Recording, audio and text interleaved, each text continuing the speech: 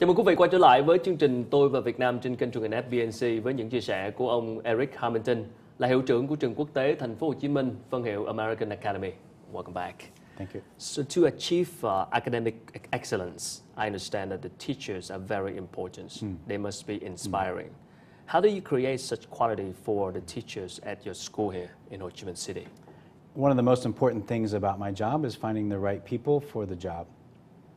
We use several global job searches to find the best candidates that have good experience, especially with the American style. Most of our teachers are, about 80% of them are U.S. citizens. And once they get here, it's important to develop them. So we have a full week-long orientation of the expectations that we have and how we run the school and what our philosophy is. So they understand coming in what we're looking for, and then we develop them.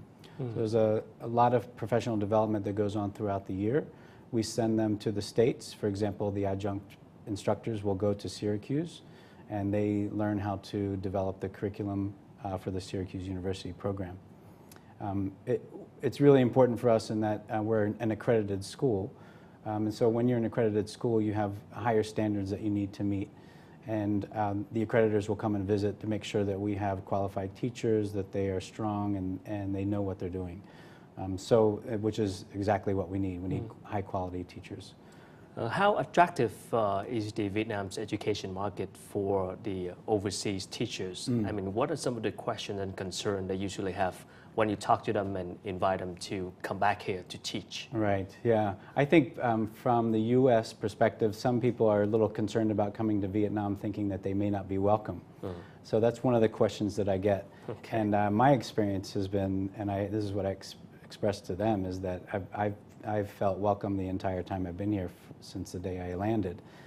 So I try to set them at ease, but there is a little bit of fear that they have to begin with. But then when they get here, they just, all of them without fail, fall in love with the Vietnamese people, the culture, and the city. Good to know. So as you mentioned before, the last question, technology developments changes everything. And I read a recent article on New York Times talking about Harvard as moving to online education for some of the programs. So how do you think online education will affect any strategy for your school here in Vietnam? I think it's really important to extend the learning, because the learning is no longer from 8 until 3. We want students to be lifelong learners, so they should be constantly learning. And we have a platform as well, similar to some of the schools that you see in the States that have online learning, where students can do their work and submit it through an online portal that we have. And that's been very, very effective in getting students to continue thinking and critically thinking and reading throughout the day, throughout the weekend. We want them to have balance, but we also want them that if they're very focused and interested about something, they should continue that learning. It's a very exciting time to be in education because of all the technology. It's fascinating to bring in, for example, we had a NASA astronaut come to our school, and he talked about the technology changes. We're going to allow our students to eventually become travelers to Mars. The technology is quickly, it's changing that rapidly that our seniors in 20 years would be candidates to become an astronaut. So it was really exciting to see him and to talk about the technology. In Vietnam? Yes, school? yes. He came to the school, and it was an amazing experience. So what kind of guests that you can invite to come here in Vietnam? I mean, the guests that you had experienced before in America? And Yeah.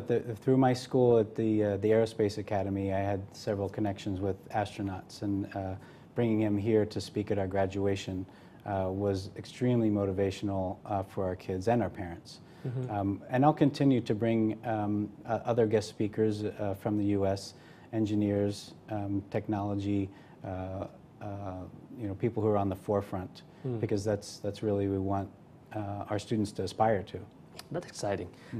You've been teaching in America, in other countries as well. Any education practice that impressed you the most, or any challenging that you still have to face nowadays? Yeah, I think it's really I guess if I were to look at all of the places I've been from South America and the U.S. and Southeast Asia, the best that I've seen is really student-centered and project-based. So real authentic work that kids are doing, not just memorizing the history dates, but actually applying that into solving the problems, using their knowledge of history in order to not repeat the same mistakes of the past. And I just think, having an authentic learning experience is the most important and most engaging for kids. For the student-centered philosophy that been practicing around the world, how do you make sure that you put the student in the center, but you also make sure that the improvement or the effectiveness of their study are being well represented in school? Yeah, and when I say student-centered, I don't mean student-run. The teachers run the classrooms. Because a lot of people might criticize, you put the student in the center, and then if they don't show up and they don't study well, they don't learn, so it's not student-run. The teachers have the standards that they need to make sure that the students understand. So they will develop these projects that will allow the students to run with it, and they have minimum expectations, and then they can also go further if they want to, if that's their strength area. But there's a minimum expectation of all students, and then we push them and prod them to go even further. So teachers still take the flag. Yes. And so how do you foster creativity and problem-solving skills in classroom? Yeah, I think it's really important. The students have to have an outlet for creativity. So we also offer not just the core academics, but also elective classes. So students can explore music and art and drama and theater and performances. Because that's really the creativity. The research states that as you increase your creativity outside the classroom, that increases your intelligence in the classroom. So we really want to use all aspects of the brain to be able to foster that creativity and innovation.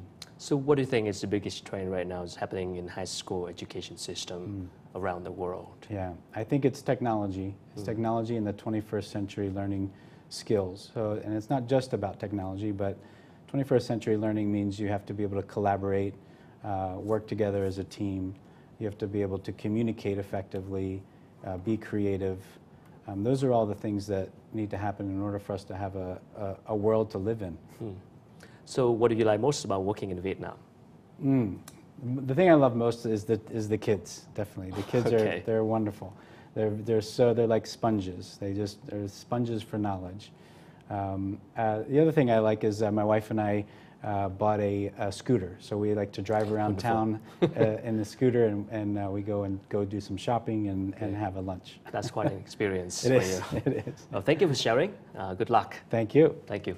Thưa quý vị, vừa rồi là những chia sẻ của ông Eric Harmington, là hiệu trưởng của trường quốc tế Thành phố Hồ Chí Minh, phân hiệu American Academy. Quý vị có thể xem lại chương trình trên trang web của kênh FBNC tại địa chỉ fbnc.vn. Thân ái chào tạm biệt và hẹn gặp lại quý vị trong những chương trình kỳ sau. Thank you. Thank you. Appreciate it.